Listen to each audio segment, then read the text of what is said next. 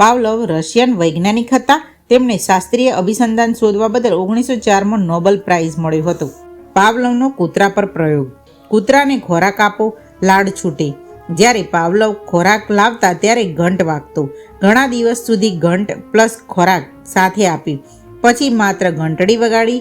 કૂતરાએ લાડ છોડી. હવે ઘંટ એકલા પ્રતિક્રિયા લાવે છે. આ જ છે શાસ્ત્રીય અભિસંધાન. પ્રયોગને અંતે સૂત્ર આપી, જો ઉદ્દીપક ન હોય તો પ્રતિચાર નહીં. પ્રબલન સિદ્ધાંત.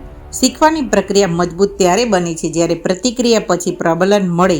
પાવલોવ અનુસાર ઉદ્દીપક અને પ્રતિક્રિયા વચ્ચેનો સંબંધ વારંવાર મજબૂત મળતા પ્રબલનથી વધુ શક્તિશાળી બને છે.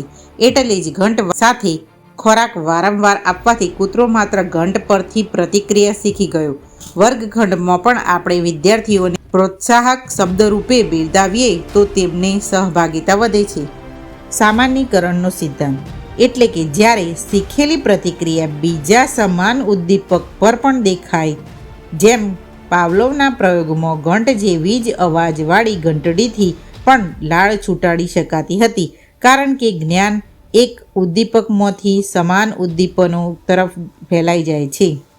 ભેદ બોધન સિદ્ધાંત. સામાન્યીકરણના વિરુદ્ધ અહીં શીખેલી પ્રતિક્રિયા ખાસ એક જ ઉદ્દીપક માટે જ થાય. પાવલોવે બતાવ્યું કે થોડો બદલાયેલો અવાજ લાળ નથી છૂટતો, પણ ચોક્કસ ઘંટનો અવાજ આવે ત્યારે જ પ્રતિક્રિયા થાય. આ છે અચૂક ઓળખવાની ક્ષમતા. વિલોપન સિદ્ધાંત.